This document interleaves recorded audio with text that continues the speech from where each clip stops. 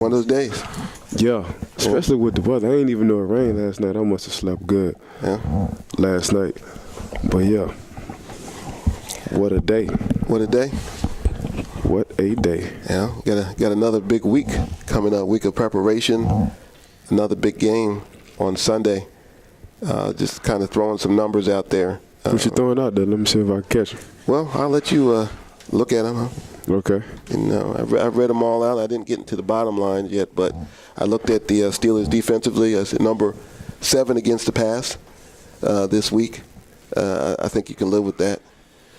I looked at some of the other numbers.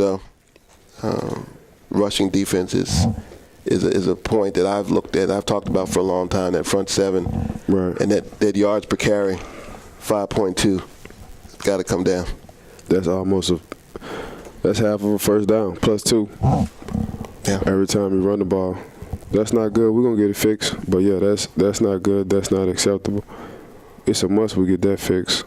And I was just saying just a couple minutes ago, I remember the years when I covered the team, and I would hear all the guys on defense, everybody, whether it was yourself or Casey Hampton or James Farrier, all those guys, and it would always go back to the same thing. It would, no matter what you got, just when you guys were ranked number 1 in total defense, number 1 against the pass, and everybody would always say, "We got to stop the run." And you would just hear it endlessly. It was just it was like you guys were ordered to say that. Everybody said that, and you really see it. It becomes clear now what was being said back then.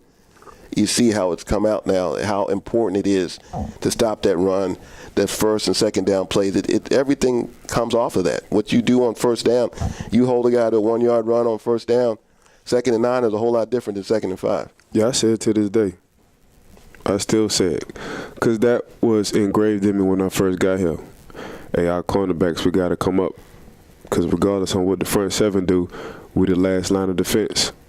So that 8-yard gain can turn into a 12-yard gain, but I take that 12-yard gain any day over that 20, that 40-yard gain. So worst case scenario, they get 15. That's a big play for them. That's a huge play for us. But anything after that is tragedy. So, man, we got to get back to stopping this run. That's the most important thing. When you can't stop somebody from running, man, they control the game and the clock. I didn't know what I had all kind of thoughts going into the Baltimore game, what I was looking for. I said, well, it would be great for the Steelers if they could go up 2-0. It didn't happen that way.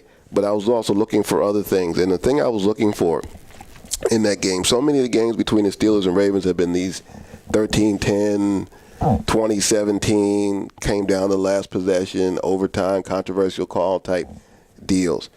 And this one wasn't like that. And I know sometimes it happens that way. I'm waiting. To me, the defense is a work in progress. We're going to see how it develops. Number 7 against the pass is a good place to start. You keep that. You go down a few numbers on that. Get it down in the top 5. You're doing okay. Get that total defense down. I think you can work with that. What I was really looking for this week, and I looked at the offensive numbers, which, total offense number 6 for the Steelers, passing offense number 5, averaging 18 points a game. I was really looking to see some points there. I was looking for the difference I was going to look from this Steelers offense and other Steelers offenses is getting those points on the board. Because there are going to be some games, and so far the first 2 games this year with the Steelers, teams are averaging 26.5 points, which to me means you got to score more points. It's just, I know you guys want to get it down into the 10, into the teens, and as far as giving up points, but the reality of it is you're going to have to score more points right now. That's what I was looking for. I didn't see that. What I did see some old-fashioned Steelers, Ravens head knocking, but I also saw, it seemed like for me for the first time in that series, I saw the Steelers getting hit in the mouth a little bit, and it kind of took me aback a little bit, and maybe didn't respond the best way. Any thoughts about that? As far as I can't get inside anybody's head and talk about physicality or whatever, but I saw the Ravens just kind of came out with a game plan, a physical game plan. You guys had some hits. You got some flags thrown on you. But I just felt like the Ravens just kind of controlled that line of scrimmage, won the physicality battle. I don't know, you may totally disagree, but that's just what I saw there. Well, them controlling their line of scrimmage versus ours. I think defensive-wise, we should have controlled it a little bit more. As far as like the offense, I think the offense did a good job of controlling